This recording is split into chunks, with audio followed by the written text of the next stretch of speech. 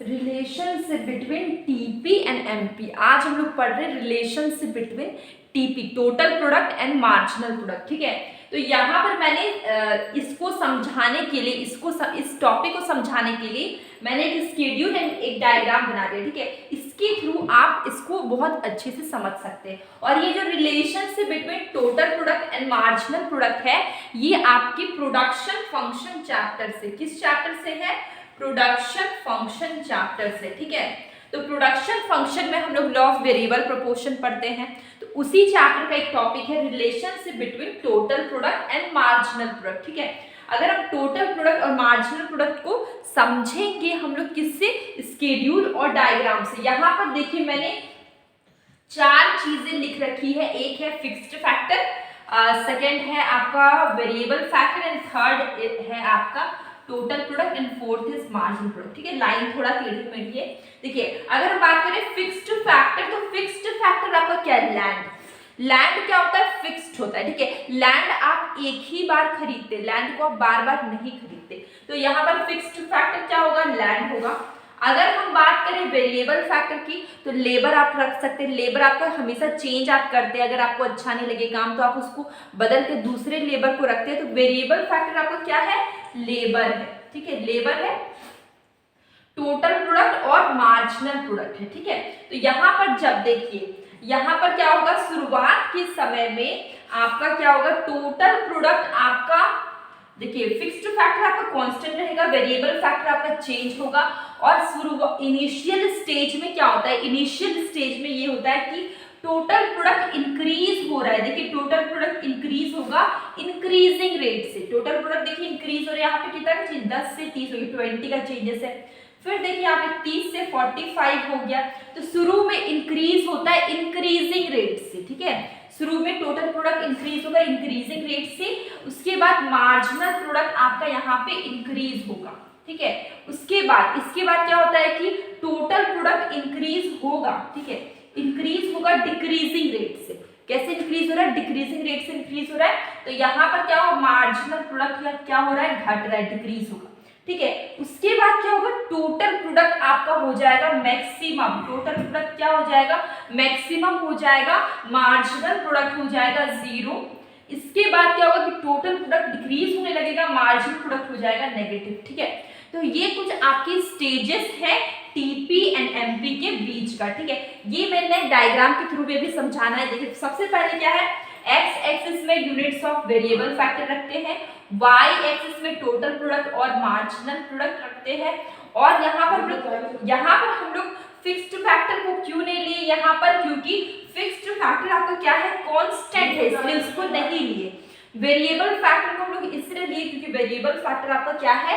ये चेंज हो रहा है। ठीक है, वेरिएबल है, चेंजेबल, इसलिए हम लोग वेरिएबल फैक्टर को लेते हैं। एक साइड हम लोग टोटल प्रोडक्ट और मार्जिनल प्रोडक्ट को लेते हैं वाई एक्सिस में। ठीक है, अब देखिए टोटल प्रोडक्ट को देखिए ये कैसे इंक्रीज होगा, उसके बाद फिर मैक्सिमम में जाने के बाद डिक्रीज होने लगेगा। लेकिन मार्जिनल प्रोडक्ट देखिए ये कैसे हो रहा है? मार्जिनल प्रोडक्ट आप देख सकते हैं कैसे होगा? सबसे पहले क्या होगा?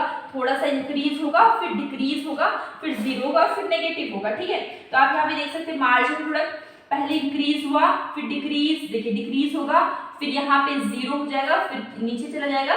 ठीक है, तो ये क्या होगा? नेगेटिव हो जाएगा। ठीक है, तो इसके कुछ 3 स्टेजेस हो जाते हैं। फर्स्ट स्टेज क्या हुआ कि यहाँ पर मैंने लिखा है total product is increasing. Total product क्या हो रहा है? इंक्रीज हो रहा है। ठीक है, इंक्रीजिंग रेट से।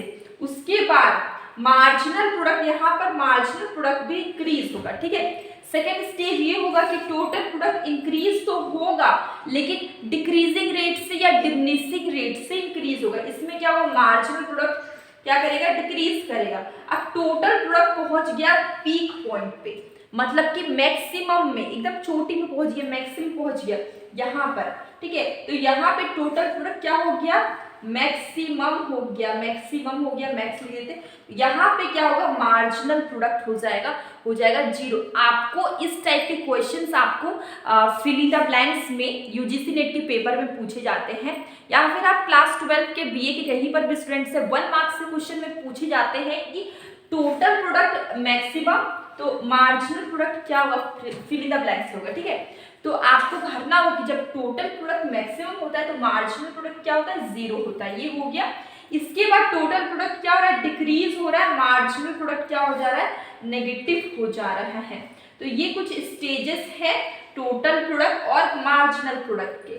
क्वेश्चंस इसके जो ये पॉइंट्स है इसको ध्यान से आप स्टडी करिएगा, क्योंकि यहाँ से क्वेश्चंस हमेशा बनते हैं, चाहे नेट का पेपर हो, चाहे आप कहीं पर भी इकोनॉमिक्स पढ़ रहे हैं। ये स्टेजेस से क्वेश्चंस अक्सर पूछे जाते हैं कि अगर टोटल प्रोडक्ट इंक्रीज करें इंक्रीजिंग रेट से तो मार्जिनल प्रोडक्ट क्या होगा। तो यहाँ पे देखिए जब टीपी इंक्रीज होता है इंक्रीजिंग रेट से तो एमपी क्या होता है, एमपी भी शुरू में, यहाँ पे देखिए यहाँ पर एमपी शुरू में इंक्रीज हो रहा है, ठीक है।